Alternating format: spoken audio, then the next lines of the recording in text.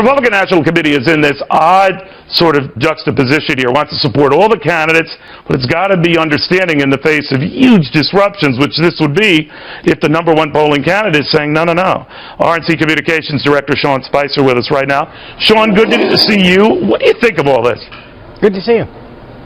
Well, I think obviously from an RNC standpoint, we'd like to see all those candidates on stage. We've gone to great lengths to put together a phenomenal debate schedule over the course of the last several months, and it's turning out to be quite a success. And I think we've got some great candidates, including Mr. Trump. We'd like them all on the stage. But, you know, we have to respect each candidate's decision to do what's in their best interest. Do you think it's a mistake what Donald Trump is doing? It's not my decision to make. I think Mr. Trump and every one of those candidates has to decide how to best run their campaign and how to best interact with voters that they want to gain their support of. Okay, so if the cameras weren't on right now, that you would concur with the statement you just made. You know, absolutely. I mean, look, Senator Paul skipped the last debate, and he's back up on the main stage. You're right at that time, some people probably questioned it, and it turned out to probably be a good move to some degree. I'd like to see them all. We're very proud of all of these candidates, and I think we've got 11 phenomenal candidates that will be on the stages tomorrow.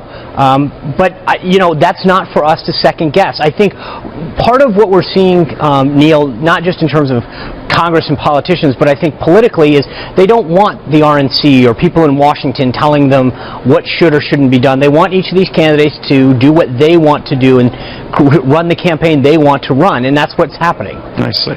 No, I was just trying to embarrass you and entrap you, maybe risk your job on national TV. Didn't work, but no, I appreciate that. Anything I can do. Sean, I do want to, one thing I did notice, you and I chatted about it when we were at the FBN debate in Charleston, this sense that that night, the bromance, certainly, if there was such a thing, between Donald Trump and Ted Cruz had come off. These interviews kind of confirm that. We're going to go back onto that interview.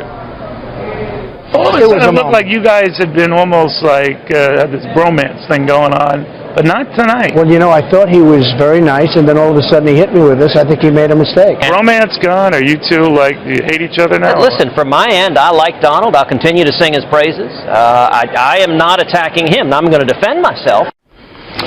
All right, well, obviously it has escalated to the point where Ted Cruz has dared to have a one-on-one, mano-a-mano debate.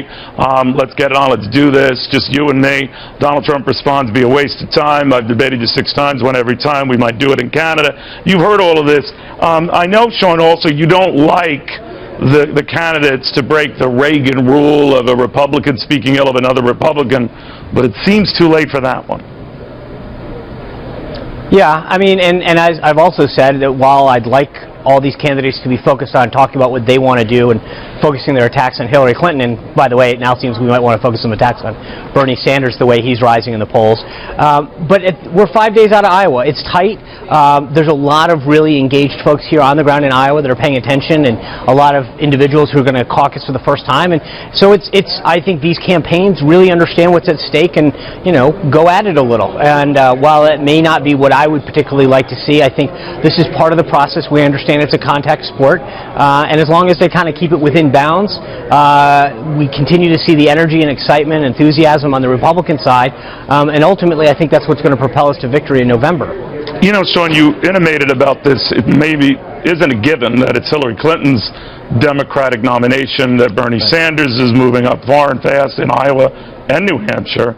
Are you guys prepared to recalibrate here, that the candidate you thought you'd have to face isn't the candidate you will be facing? I think if it's Bernie Sanders, that's a disaster. I mean, that's going to be an interesting. I mean, it really is foretelling of how bad Hillary Clinton has sunk, that she is now calling for additional debates in New Hampshire because she has fallen so badly and so quickly in the polls. This was supposed to be a slam dunk for her, as we all know. She talked about a 50-state strategy, how their data operation, their ground game, they were going to run circles around these meat competitors they have, and now she's down double digits to Bernie Sanders, a 74-year-old gadfly socialist from Vermont. That says a lot about how bad her campaign has failed. And I think that there's going to be continued questions in the Democratic Party about what this means if she does eventually become the nominee. She's coming out bruised, and I think what Bernie Sanders has done at the very least is expose the fault lines that this campaign of hers has. All right, Sean, it's always a pleasure talking. Thanks. Good luck with all of the above. Sean Spicer, the RNC Communications Director. All right, now.